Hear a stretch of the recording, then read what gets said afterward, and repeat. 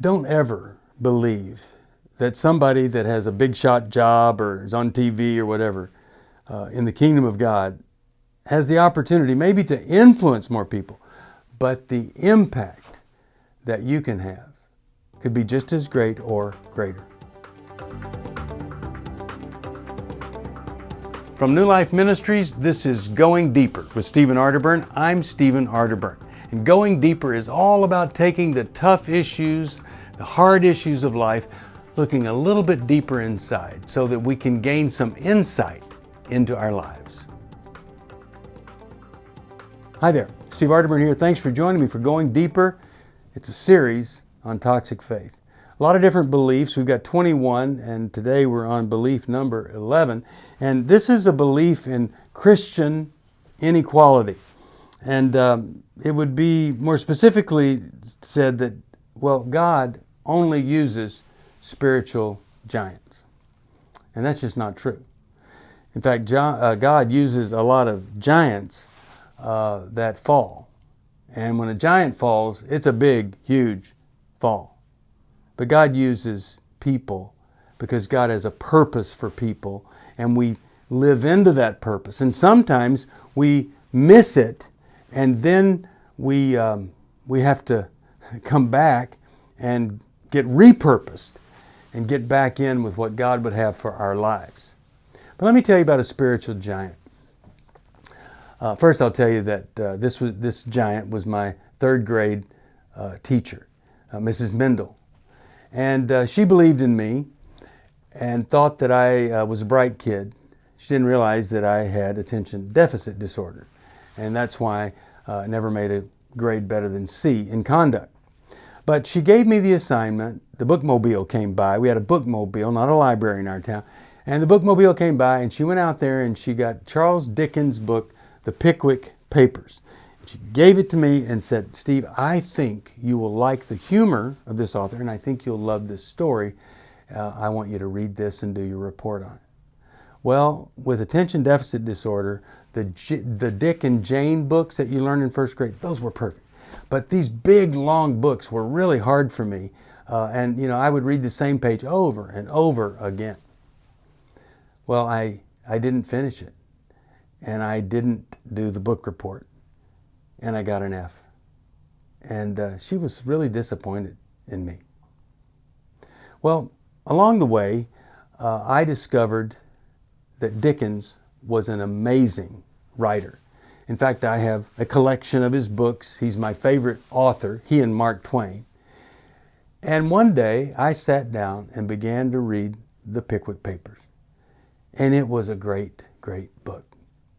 So when I was finished, I called my mom, and I said, Mom, could you get Mrs. Mendel's address for me? And so she did. And so I sat down, and I got a number 2 pencil and a big cheap tablet, and I printed a book report based on Pickwick Papers. And I sent it to Mrs. Mendel. And I said, Miss Mendel, I know that this is late, a little bit late, a couple of decades, but I did want to complete the assignment. Absolutely loved the book. And so I turned in my book report. Gave her an envelope addressed back to me so she could send me my grade. Well, she did send it back, and I made a C. She said, it was really good, but it was really late.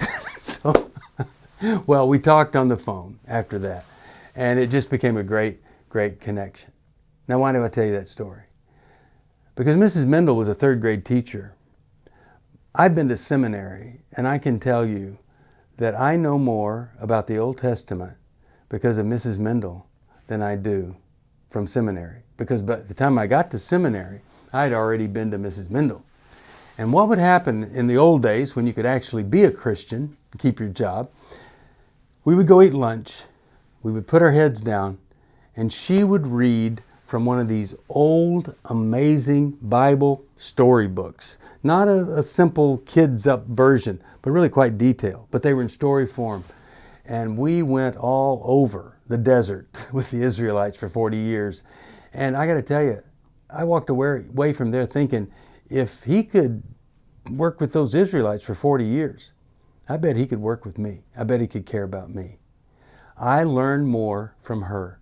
And I wonder how many other people had their little third grade heads down on their desk that they became something other than just a person that was grateful. But that became the foundation of something that changed the world in a big way or a little way. She's a giant. She doesn't have a television show, doesn't have a blog, but boy, did she ever have an impact on my life. I've been fortunate to get to do some things that have impacted a lot of people, but I had never thought that that was any more important than, well, like I have some friends, and they have a daughter, and that daughter is 28 years old now. She had all sorts of syndromes when she was born. She can't function beyond an infant level. She's still in diapers. Still has to have her diaper changed at age 28. She's not in an institution. She's living at the home of my friends. Now, that is a spiritual giant. Not for what she put into this young girl who, when they were doing something else and they needed to have her just be alone, she loved watching I Love Lucy. Just a little side note there.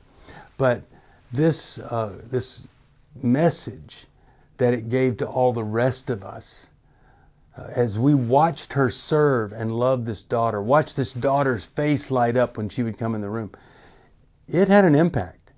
It was incredible. She was a giant. But really all she ever did was take care of her daughter who couldn't take care of herself. Sometimes people will have a little Bible study, and they'll have some kind of an impact on folks because people come to their Bible study, and then they change things in their lives and they do things. Henrietta Myers was a giant. She had a little Bible study. There is not one person alive today that has had more of an influence on the evangelical Christian faith than her. Billy Graham was in her Bible study. Bill Bright, who founded Campus Crusade, was in her Bible study. And many, many other leaders were in that Bible study. Dwight L. Moody, I think, was one of her students.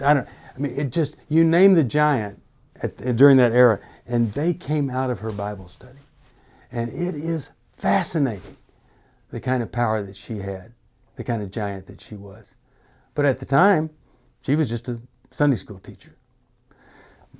Don't ever believe that somebody that has a big shot job or is on TV or whatever in the kingdom of God has the opportunity maybe to influence more people, but the impact that you can have could be just as great or greater.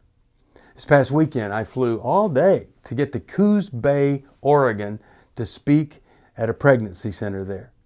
I was on Saturday and spoke for 30 minutes, got on the plane on Sunday and flew all day back home. Why?